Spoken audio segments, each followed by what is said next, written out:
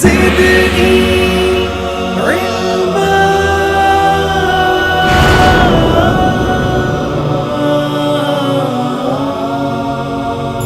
رب زدني علما ألف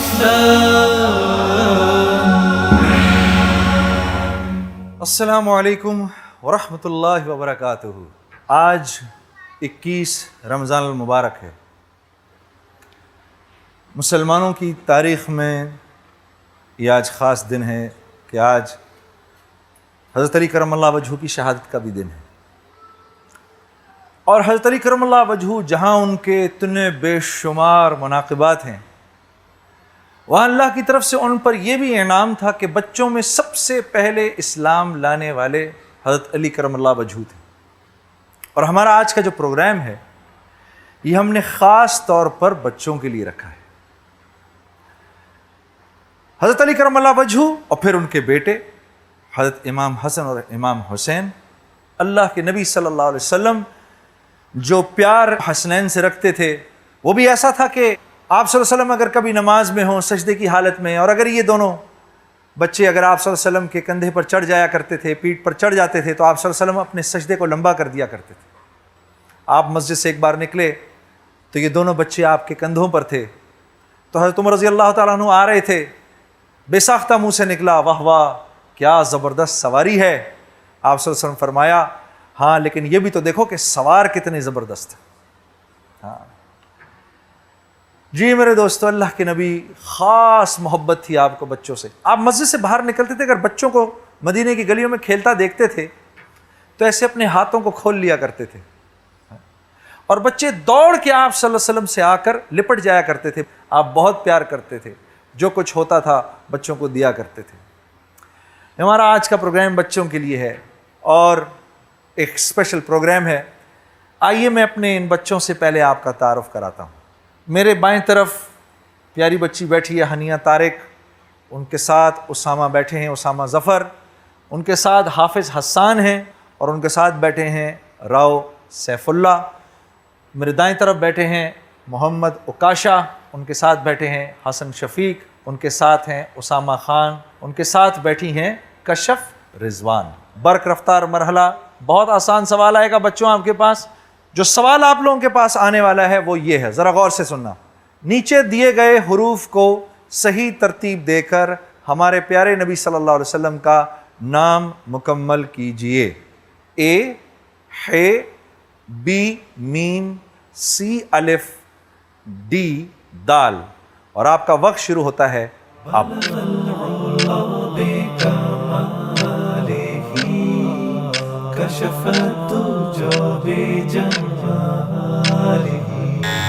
آپ کا وقت ختم ہوتا ہے۔ صحیح جواب ہے احمد، اور صحیح آپشنز ہیں سی، اے، بی اور ڈی۔ 3 بچوں نے صحیح جواب دیا ہے، اور سب سے پہلے جواب دیا ہے حافظ حسان نے۔ آؤ بیٹا، ماشاء اللہ، کیا حال چال ہے آپ کا؟ آؤ۔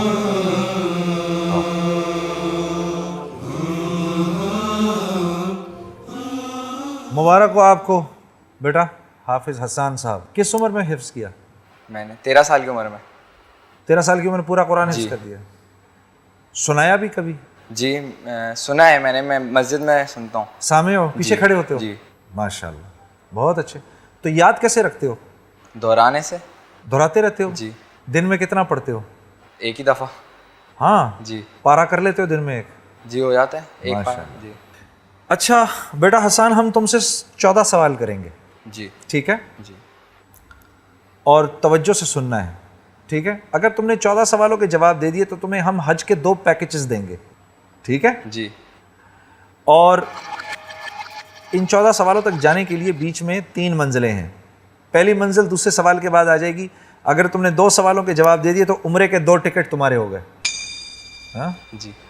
اور اگر 7ویں سوال تک پہنچ گئے تو عمرے کے 2 پیکیج تمہارے ہو گئے، ٹھیک ہے؟ جی۔ یہاں سے پھر آگے سفر شروع ہوگا۔ اگر تم کہو گے کہ ہم نے آگے جانا ہے تو پھر 14 سوالوں تک آگے چلیں گے۔ جی۔ اچھا، ان سوالوں کے جواب دینے کے لیے ہم تمہیں 4 لائف لائنز دیں گے، ٹھیک ہے جی 3 لائف لائنز یہ ابھی 7ویں سوال تک چلیں گی تمہاری. دوہری سہولت کی جو چوتھی لائف لائن ہے یہ 7ویں سوال کے بعد آئے گی. یہ ہم تب سمجھائیں گے تمہیں کیا ہے. صحیح. اب تم 3 لائف لائنز کون سی ہیں تمہارے پاس؟ سب سے پہلی لائف لائن یہ ہے کہ تم نے جن کا ٹیلی فون نمبر دیا ہے جی ٹھیک ہے تمہارے بڑے ہیں جی تم ان سے مشورہ لے سکتے ہو. یہ جو ہماری آڈینس بیٹھی ہے ٹھیک ہے نا یہ ہماری شورا ہے ان سے لے سکتے ہو. اور مفتی صاحب مفتی زبیر صاحب موجود ہیں جی وہ ہمارے راہبر ہیں تم ان سے لے سکتے ہو. تیار ہو؟ جی نروس تو نہیں ہو؟ نہیں دعا پڑھ لو. سوال پوچھنے لگا ہوں. اب جب یہ سوال تمہارے سامنے آئیں گے نا پہلے 2 سوالوں کے تمہارے لیے تمہارے پاس 30 سیکنڈز ہیں جواب دینے کے لیے. ٹھیک ہے پہلا سوال جو تمہاری طرف آنے والا ہے غور سے دیکھنا وہ یہ ہے. ہماری مذہبی کتاب کا نام کیا ہے؟ اے توریت، بی زبور، سی انجیل، ڈی قرآن کریم.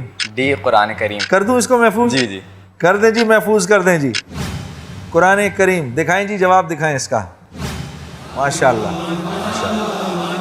اگلے سوال کی طرف چلیں. اگر اگلے سوال کا جواب دے دیا تو کیا ملے گا؟ عمرے کے 2 ٹکٹ. عمرے کے 2 ٹکٹ. کس کو بھیجو گے؟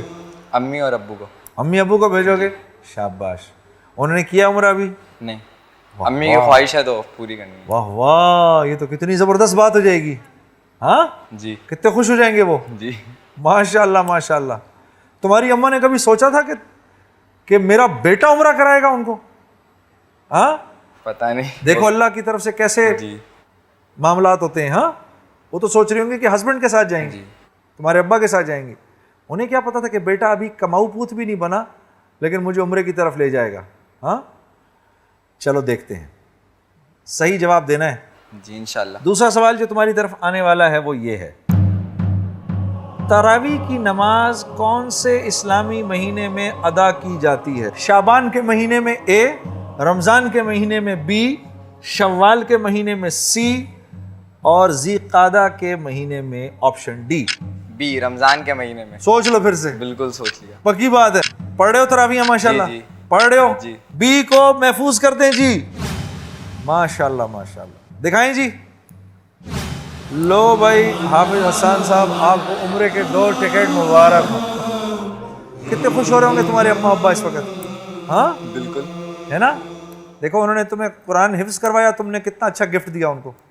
امی بیٹھی ہوئی ہیں جی بات کریں ان سے. بالکل. جی بہن السلام علیکم. وعلیکم السلام. آپ کو بہت مبارک ہو بہن. بہت بہت شکریہ آپ کا. امید تھی آپ کو کہ یہ آپ کا حافظ بچہ اس عمر میں آپ کو لے جائے گا؟ سچ بتائیں. نہیں امید تو نہیں تھی بس اللہ سے بہت دعائیں تھیں. جس دن سے الف لام میم میں انہوں نے اپنا میسج سینڈ کیا تھا ہاں اس دن سے بہت دعائیں تھیں کہ اللہ تعالیٰ میری یہ آرزو بچے کے ذریعے پوری ہو جائے. بہت آپ کو مبارک ہو. تو ہمیں بھی دعا میں یاد رکھنا. انشاءاللہ. حافظ حسان صاحب اگلے سوال کے لیے تیار ہو جاؤ. جی 45 سیکنڈ ہے بیٹا تیرے پاس جواب دینے کے لیے. جی. گھبرانا نہیں ٹھیک ہے کانفیڈنس کے ساتھ. ٹھیک ہے اگلا سوال جو ہمارے حافظ حسان بیٹے کی طرف آ رہا ہے وہ یہ ہے.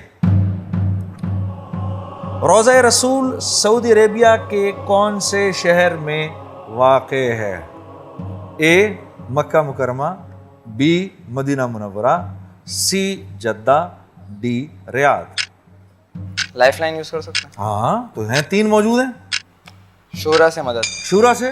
روضہ رسول سعودی عرب کے کون سے شہر میں واقع ہے جی؟ جواب دیں جی.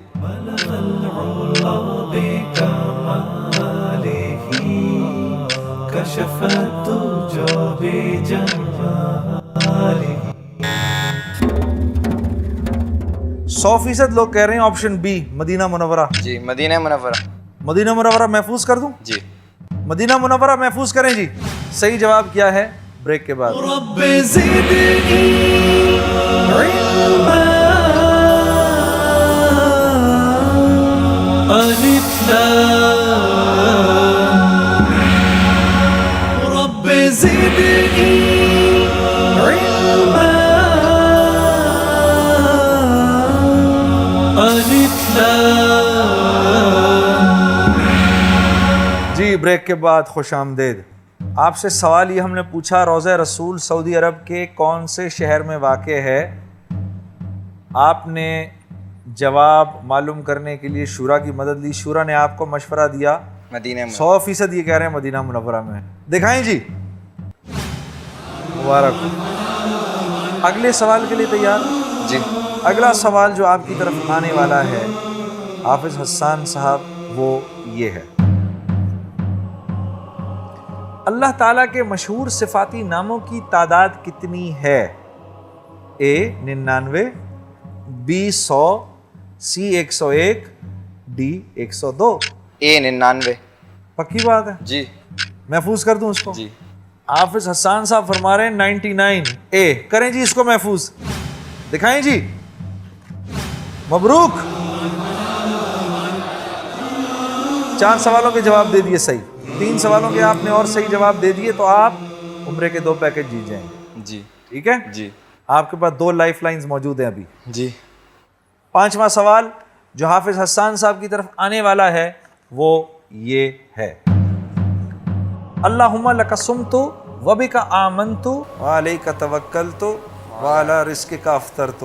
یہ دعا کس موقع کے لیے ہے؟ آپشن اے سحری کے لیے، آپشن بی افطار کے لیے، آپشن سی اعتکاف کے لیے، آپشن ڈی چاند دیکھنے کے لیے. آپشن بی افطار کے لیے. کر دوں آپشن بی کو؟ جی. پکی بات ہے؟ جی. محفوظ کر دوں؟ بالکل. کریں جی، دکھائیں جی. واہ واہ واہ واہ واہ. 5 سوالوں کے جواب صحیح دے دیے حافظ حسان صاحب نے. چھٹے سوال کے لیے تیار؟ جی. 2 لائف لائن آپ کے پاس موجود. چھٹا سوال یہ ہے. فرمان نبی صلی اللہ علیہ وسلم کے مطابق ایک باپ کی طرف سے اپنے بیٹے کو مندرجہ ذیل میں سے سب سے بہتر عطیہ کیا ہے؟ اے رہنے کے لیے مناسب مکان، بی بافراغت زندگی کے لیے مال، سی ایک نیک اور فرما بردار بیوی، ڈی اچھے آداب کی تعلیم. ڈی. کر دوں اس کو محفوظ؟ جی. پکی بات ہے؟ کریں جی آپشن ڈی کو محفوظ کریں. دکھائیں جی.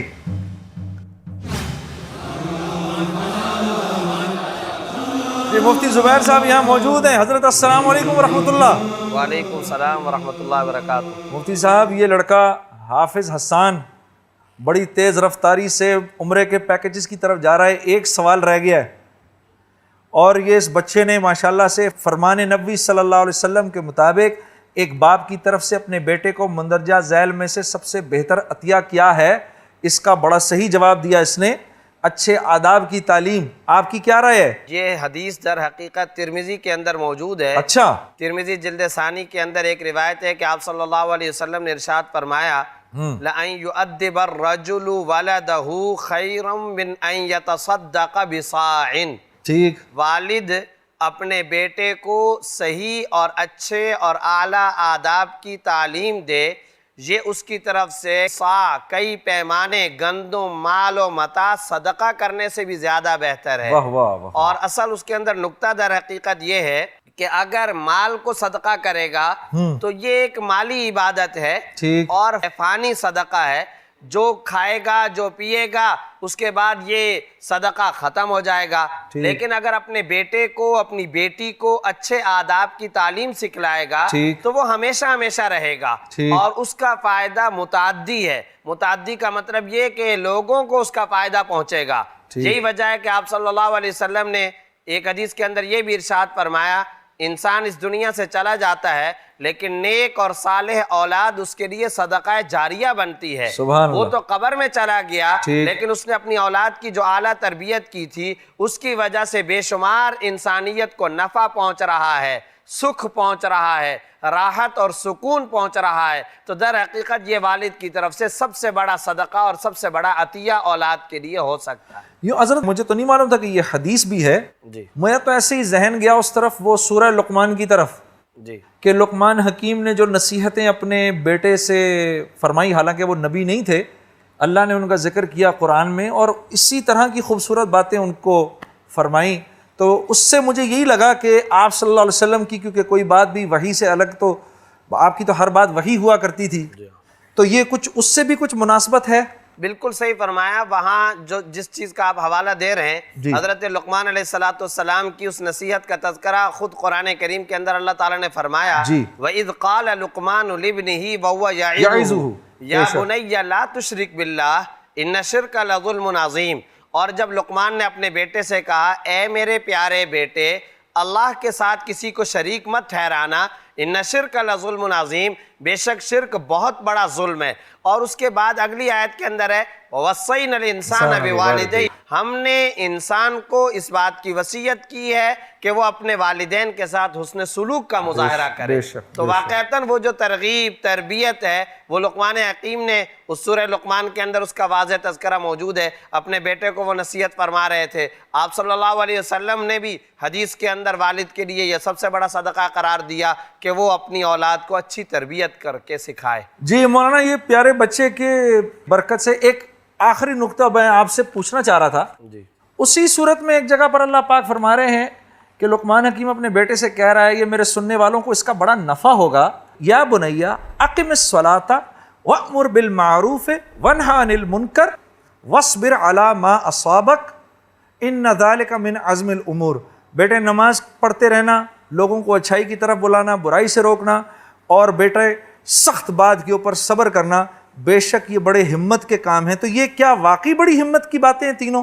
بالکل آپ نے صحیح فرمایا، اور حضرت لقمان نے جو یہ نصیحت فرمائی ہے آپ اگر غور فرمائیں گے تو یہ بڑی عجیب گہری نصیحتیں ہیں، اور اس میں بڑا فلسفہ ہے۔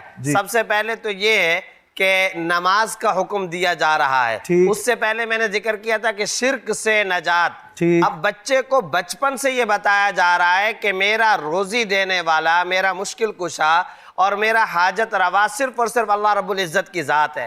پھر نماز پر لایا گیا، پھر اچھے باتوں کا حکم اور بری باتوں سے منع کرنے کی ترغیب دی جا رہی ہے۔ پھر بچے جذباتی ہوتے ہیں اور جو دل کے اندر جس طریقے سے آتا ہے فوراً کر گزرنے کی چاہت ہوتی ہے، تو آگے چل کر کے صبر کی نصیحت فرمائی، اور بعینی یہی صورتحال ہے۔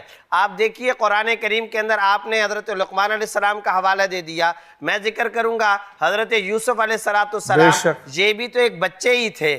اللہ تعالیٰ کے ہاں بچے کے بچپن کا اتنا بڑا اونچا مقام ہے کہ اللہ تعالیٰ نے ایک بچے کے بچپن کی، اس کی ادائیں، اس کے کھیل کود کو، اس کے خواب کو، والد کے ساتھ اس کی گفتگو اور مکالمے کو خود قرآن کے اندر نقل فرمایا، اور ایک بچے کے اوپر فرما دی جو یوسف علیہ السلام کی داستان پر مشتمل ہے، جسے سورہ یوسف کہا جاتا ہے۔ آپ صلی اللہ علیہ وسلم کے بارے میں بھی آپ نے بالکل درست فرمایا، حضرات حسنین کی جس طریقے سے تربیت فرماتے تھے، اور بعض بچوں کو آپ صلی اللہ علیہ وسلم اذان سکھا رہے ہیں، بعض بچوں کو آپ صلی اللہ علیہ وسلم نماز کا طریقہ سکھا رہے ہیں، بعض بچوں کو والدین کی فرما برداری کا طریقہ سکھا رہے ہیں۔ تو آپ صلی اللہ علیہ وسلم بچوں کی اس طریقے سے تربیت باقاعدہ فرمایا کرتے تھے۔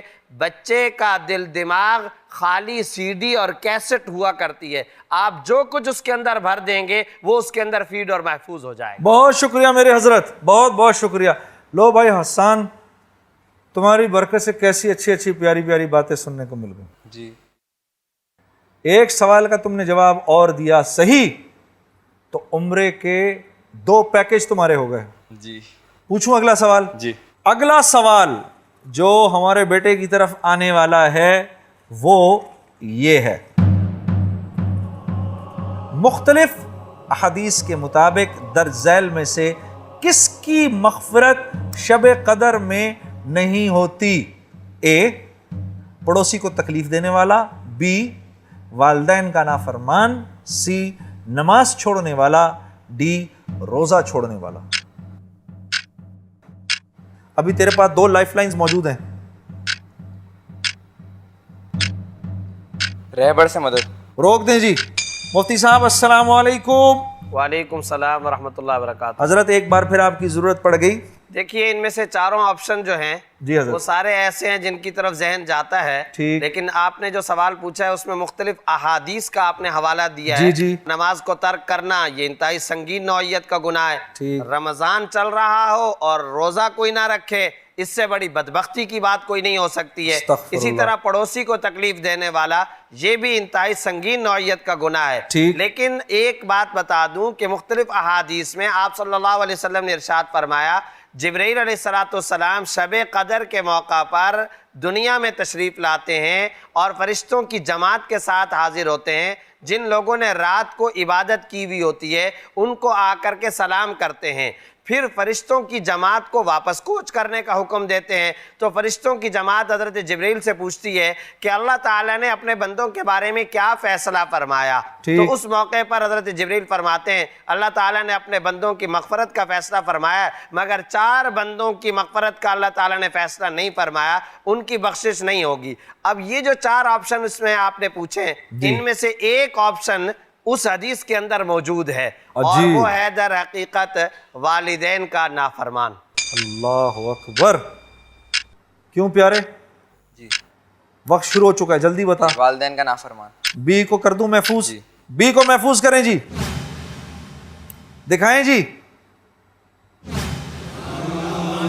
مبارک. اب آگے یہ ہے کہ ایک دوہری سہولت کی جو لائف لائن ہے یہ تمہیں اور مل گئی ہے. جی. یہ ایسے ہے کہ ہم تمہیں آپشن دیں گے تو مجھے کہو گے کہ انکل میں نے دوہری سہولت کی لائف لائن استعمال کرنی ہے. تمہارے پاس 2 آپشنز ہوں گے، تم ایک جواب دو گے، اگر وہ صحیح نہ ہوا تو تم دوسرا بھی دے سکتے ہو، لیکن پہلے ہمیں بتانا پڑے گا. جی ٹھیک ہے؟ جی چلنا ہے حج کی طرف. بالکل. تیار ہو؟ جی. اگلا سوال جو حافظ حسان صاحب کی طرف آ رہا ہے وہ یہ ہے، وہ کون سا شخص ہے جسے قیامت کے دن ایسا تاج پہنایا جائے گا جو 14ویں رات کے چاند کے مشابہ ہوگا؟ اے مجاہد کو، بی حافظ قرآن کو، سی سخی کو، ڈی نیک حکمران کو. Option B. آپشن بی کر دوں پھر میں؟ جی. محفوظ کریں جی آپشن بی کو.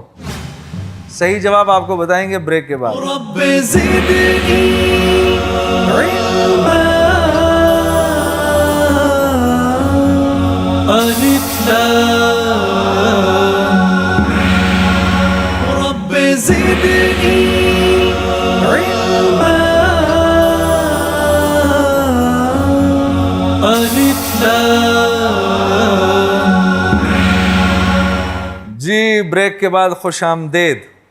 قیامت کے دن کس شخص کو ایسا تاج پہنایا جائے گا جس کے آگے 14ویں رات کا چاند شرما جائے؟ آپ کیا کہہ رہے ہیں؟ حافظ قرآن کو. حافظ قرآن کو. دکھاؤں؟ دکھا دیں. دکھائیں جی. مبارک. اگلا سوال حافظ حسان صاحب کی طرف جو آنے لگا ہے وہ یہ ہے، حضرت عائشہ صدیقہ رضی اللہ تعالی عنہا کی والدہ کا نام کیا تھا؟ اے حضرت قیلہ، بی حضرت ام رومان، سی حضرت ام عاصم، ڈی حضرت آسیہ. بی حضرت ام رومان. سوچ لے. جی. پکی بات ہے. جی. کر دوں محفوظ؟ جی. کریں جی آپشن بی کو محفوظ کریں. دکھائیں جی. حضرت ام رومان. اللہ کے نبی ان کے بارے میں فرماتے تھے اگر کسی نے جنت کی حور دیکھنی ہے یا جنت کی خاتون دیکھنی ہے تو ام رومان کو دیکھیں. ایسی زبردست خاتون، ہاں جی، جن کے شوہر ابو بکر صدیق جی. اور جن کی اولادوں میں حضرت عبد الرحمن بن ابی بکر جیسے جلیل القدر صحابی اور بیٹی حضرت عائشہ صدیقہ. 9 سوالوں کے جواب دے دیا آپ نے، 5 سوال رہ گئے. ریڈی حسان؟ جی. اگلا سوال جو آپ کی طرف آنے والا ہے وہ یہ ہے، قرآن مجید میں ان میں سے کس پر اللہ تعالیٰ کی لعنت قرار دی گئی ہے؟ اے روزہ چھوڑنے والوں پر، بی جھوٹ بولنے والوں پر، سی فضول خرچی کرنے والوں پر، ڈی نماز چھوڑنے والوں پر. بی جھوٹ بولنے والوں پر. بی کو محفوظ کر دوں؟ جی. کریں جی بی کو محفوظ کریں. دکھائیں جی جواب صحیح کیا ہے.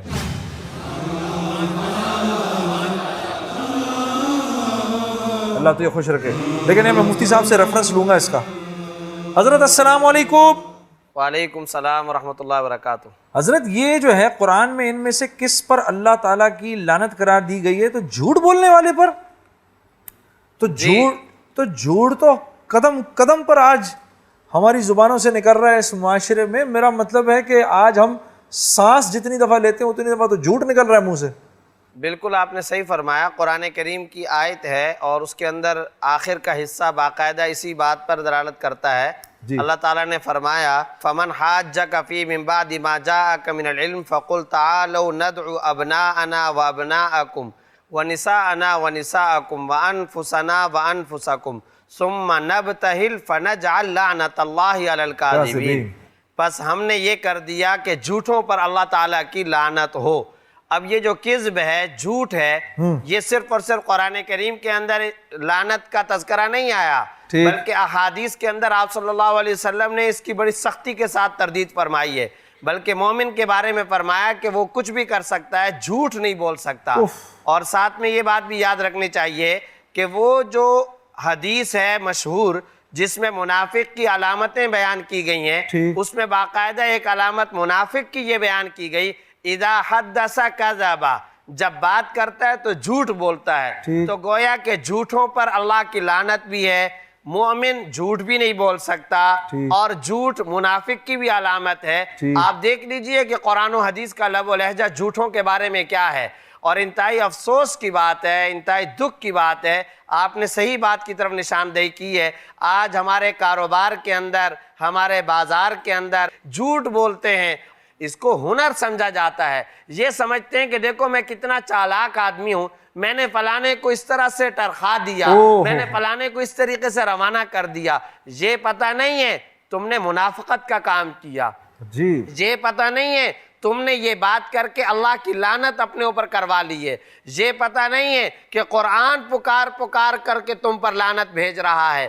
احادیث طیبہ کے ذریعے سے تم پر لعنت آ رہی ہے. تمہارا ایمان خطرے کے اندر پڑ چکا ہے. مومن کی یہ علامت ہی نہیں ہے کہ وہ جھوٹ بولے. ایمان اور جھوٹ یہ دونوں جمع ہی نہیں ہو سکتے. آپ صلی اللہ علیہ وسلم نے ایک روایت کے اندر فرمایا خیانت اور جھوٹ یہ دونوں چیزیں کسی مومن کے اندر جمع نہیں ہو سکتی ہیں. تو یہ اتنا سخت اور سنگین لب و لہجہ قرآن و سنت کا ہے، اور ہم اس کو چالاکی اور کاریگری اور ہنر سمجھ رہے ہیں. اس لیے رمضان کی ساعتوں کے اندر اس سنگین ترین گناہ سے پوری امت مسلمہ کو توبہ کرنی چاہیے. اللہ آپ کو خوش رکھے حضرت، بہت بہت شکریہ. اگلے سوال کے لیے تیار؟ اگلا سوال جو تمہاری طرف آنے لگا ہے وہ یہ ہے. اوئے ہوئے حضرت عمر رضی اللہ تعالیٰ عنہ کی شہادت کون سے شہر میں ہوئی؟ اے مکہ مکرمہ میں، بی مدینہ المنورہ میں، سی کوفہ میں، ڈی دمشق میں. دوہری سہولت. دوہری سہولت. چلو بتاؤ. پہلا مدینہ منورہ میں. پہلا مدینہ منورہ میں. دکھائیں جی، یہ تو پہلا ہی صحیح ہو گیا. لائف لائن بھی چلی. کوئی بات نہیں. مفتی صاحب السلام علیکم ورحمۃ اللہ. وعلیکم السلام ورحمۃ اللہ وبرکاتہ. جی حضرت کیا فرمائیں گے آپ؟ حضرت عمر رضی اللہ تعالیٰ نے اپنی دعاؤں میں یہ جملہ کثرت کے ساتھ استعمال فرمایا کرتے تھے اللہم ارزقنی شہادتاً فی سبیلک وفی بلد حبیبک. یا اللہ مجھے اپنے راستے میں شہادت کی موت عطا فرما اور اپنے حبیب کے شہر کے اندر عطا فرما. صحابہ کرام عام طور پر سوال کیا کرتے تھے کہ امیر المومنین آپ کی حکومت ہے، آپ ماشاءاللہ امیر المومنین اور خلیفۃ المسلمین اور بادشاہ وقت ہیں، اور مدینہ آپ کا دارالخلافہ ہے، یہ سارے کے سارے لوگ تو آپ کی رعیت ہیں، تو آپ مدینہ میں کیسے شہید ہو سکتے ہیں؟ حضرت عمر فرمایا کرتے تھے بس اس بات کو چھوڑ دو، یہ میرا اور میرے خدا کا معاملہ ہے. اللہ تعالیٰ نے مسجد نبوی کے اندر فجر کی نماز کے موقع پر یہ سعادت اور یہ شہادت والی موت انہیں عطا فرمائی. کسی مفسر نے بڑی اچھی بات کہی ہے کہ کل کو جب شہادتوں کے وقت شہادتوں کی داستانیں سامنے آئیں گی تو کسی کی شہادت کی گواہی احد کا پہاڑ دے گا، کسی کی شہادت کی گواہی قرآن کریم کا نسخہ دے گا، کسی کی شہادت کی گواہی کربلا کا میدان دے گا. لیکن نبی کے غلاموں کے اندر اس شخص کا بھی کتنا اونچا مقام ہوگا، فاروق اعظم رضی اللہ تعالی عنہ کا، کہ جس کی شہادت کی گواہی بیک وقت 4 چیزیں دیں گی: فجر کی نماز، مسجد نبوی، منبر رسول اور خود روضہ رسول صلی اللہ علیہ وسلم. ماشاءاللہ بہت اچھے. مفتی صاحب یہ آپ کی یہ بات سن کے تو یہ بات ذہن میں آتی ہے کہ جیسے حضرت عمر رضی اللہ تعالیٰ عنہ فرما رہے ہیں کہ اللہ مجھے تیرے راستے میں موت آئے، اس کا مطلب ہے کہ جو انسان نماز پڑھنے مسجد جا رہا ہے وہ دراصل اللہ کے راستے میں ہے. بے شک اس میں کوئی شبہ نہیں ہے، وہ یقیناً اللہ تعالیٰ کے نہ صرف یہ کہ راستے میں ہے، بلکہ اللہ تعالیٰ کے راستے کا جو اونچا درجہ اور جو اونچا مقام ہے در حقیقت وہ اس کے اندر ہے۔ اور آپ کو پتہ ہے ایک مرتبہ خود آپ نے بھی ایک پروگرام کے اندر وہ حدیث کوٹ کی تھی کہ جس کو مسجد کا عادی دیکھو اس کے ایماندار ہونے کی گواہی دو۔ بے شک۔ تو یہ تو نہ صرف یہ کہ مسجد کے اندر آنے جانے کے عادی تھے، بلکہ امیر المومنین تھے اور باقاعدہ امام مسجد نبوی تھے، اور اس وقت فجر کی نماز کی امامت فرما رہے تھے۔ بہت شکریہ حضرت، بہت بہت شکریہ۔ حافظ حسان صاحب، جی 3 سوالوں کے اگر آپ نے جواب دے دیے تو حج کے 2 پیکج آپ کے ہوئے، ٹھیک ہے؟ مجھے تو ابھی سے آوازیں آ رہی ہیں لبیک اللہم لبیک۔ جب بھی اذان سنو درود پڑھنے سے پہلے لبیک پڑھ دو ایک دفعہ، اللہ پاک اس کو اس سال ضرور حج پر لے کے جائیں گے۔ انشاءاللہ۔ تیار 12ویں سوال کے لیے؟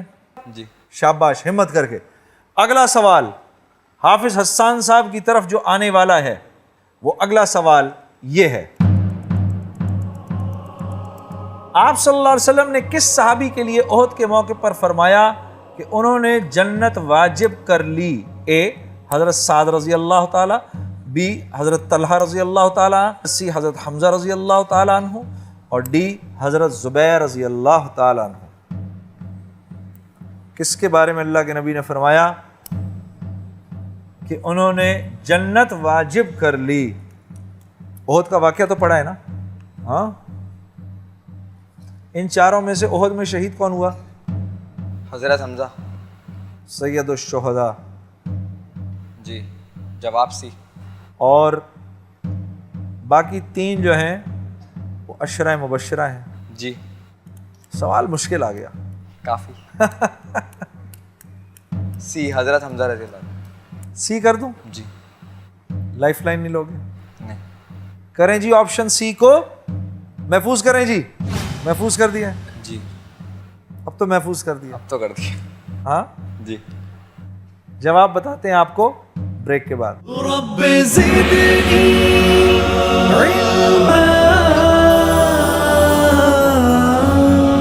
ألف لام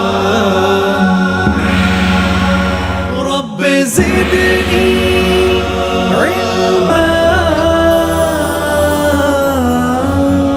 ألف لام۔ جی بریک کے بعد خوش آمدید۔ میں نے سوال کیا اپنے بھائی سے کہ آپ صلی اللہ علیہ وسلم نے کس صحابی کے لیے احد کے موقع پر فرمایا کہ انہوں نے جنت واجب کر لی؟ حافظ حسان نے یہ بولا کہ آپشن سی۔ سی حضرت حمزہ رضی اللہ تعالیٰ عنہ۔ جواب دیکھیں، جی سوچ لیں، پکی بات ہے۔ اچھا، ان کے علاوہ کس کے بارے میں ذہن میں آ رہا ہے کہ یہ ہو سکتے ہیں؟ حضرت سعد رضی اللہ عنہ۔ حضرت سعد کے بارے میں آ رہا ہے، دکھائیں جی۔ صحیح جواب کیا ہے جی؟ حضرت طلحہ۔ طلحہ رضی اللہ تعالیٰ۔ کوئی بات نہیں، کہاں تک تو پہنچ گئے تم، کس قدر زبردست بات ہے۔ حضرت السلام علیکم ورحمۃ اللہ۔ وعلیکم السلام ورحمۃ اللہ وبرکاتہ۔ یہ کیا حضرت اس کے پیچھے کیا تھا؟ کچھ تاریخ کچھ ہم نے بھی پڑھی، کچھ سنی، ذرا کچھ آپ وضاحت فرمائیے۔ جی اس سلسلے میں گزارش یہ ہے کہ سنن ترمذی کے اندر بھی یہ روایت موجود ہے، طبرانی میں موجود ہے، بیہقی میں موجود ہے، مسند احمد کے اندر موجود ہے، اور کئی حدیث کی کتابوں کے اندر بڑا تفصیل کے ساتھ یہ واقعہ آیا ہے۔ میں بہت مختصراً ذکر کروں گا کہ احد کے موقع پر آپ صلی اللہ علیہ وسلم در حقیقت ایک مقام کو دیکھنا چاہتے تھے۔ اچھا، تو وہاں پر ایک چٹان رکھی ہوئی تھی، تو آپ صلی اللہ علیہ وسلم اس چٹان کے اوپر چڑھ کر کے سامنے کی طرف نظر ڈالنا چاہتے تھے۔ اس کے لیے حضرت طلحہ رضی اللہ تعالیٰ عنہ کی سعادت کھلی۔ یہ ویسے ہی اس وقت آپ صلی اللہ علیہ وسلم کے جان باز سپاہی کا کردار ادا کر رہے تھے، اور دفاع کا جو حصار بنایا ہوا تھا اس میں حضرت طلحہ رضی اللہ تعالیٰ عنہ بھی تھے۔ جب انہوں نے یہ بھانپا کہ آپ صلی اللہ علیہ وسلم اس چٹان پر چڑھ کر کے دیکھنا چاہتے ہیں، تو حضرت طلحہ رضی اللہ تعالیٰ عنہ نے اپنے آپ کو لٹا لیا۔ تو ان کی کمر مبارک پر آپ صلی اللہ علیہ وسلم نے اپنا پیر مبارک رکھ کر کے چڑھ کر کے اس طریقے سے سامنے کی طرف نظر ڈال کر کے دیکھا، اس موقع پر آپ صلی اللہ علیہ وسلم نے یہ جملہ ارشاد فرمایا تھا، اوجب طلحہ، طلحہ نے اپنے لیے جنت واجب کر لی ہے۔ واہ واہ واہ واہ واہ واہ واہ واہ۔ بھائی حافظ حسان صاحب، آپ کی برکت سے ہمارے سننے والوں کو، ہمارے نوجوان بچے جو آج یہاں آئے ہوئے ہیں، ہماری آڈینس، اتنی باتیں پتہ چلیں اور ہمیں آپ کے ساتھ اس علمی سفر میں بہت مزہ آیا۔ اللہ آپ کے علم میں اضافہ کرے، ہمت میں اضافہ کرے۔ یہاں پر باہر بیٹھ کر بات کرنا، سننا، سوالوں کے جواب دینا حافظ حسان بہت آسان ہوتا ہے، یہاں بیٹھ کر تم بھی جانتے ہو مشکل ہوتا ہے نا، یہاں کنفیوژن بھی ہوتی ہے، سب لوگ دیکھ رہے ہوتے ہیں، لیکن ماشاءاللہ سے آپ نے بہت اچھا، یہ آپ نے ماشاءاللہ آپ کا سفر رہا، ہمیں آپ کے ساتھ بہت مزہ آیا۔ ہاں، آپ 2 عمرے کے پیکیجز جیت چکے ہیں، وہ ہم آپ کو دیں گے، وہ آپ اپنے والدین کو گفٹ کیجیے گا۔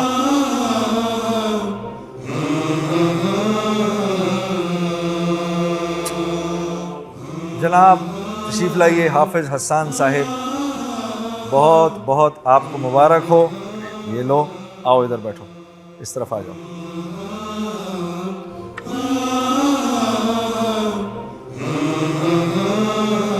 جی عزیزان گرامی، اگلے پروگرام تک کے لیے اجازت۔ السلام علیکم ورحمۃ اللہ وبرکاتہ۔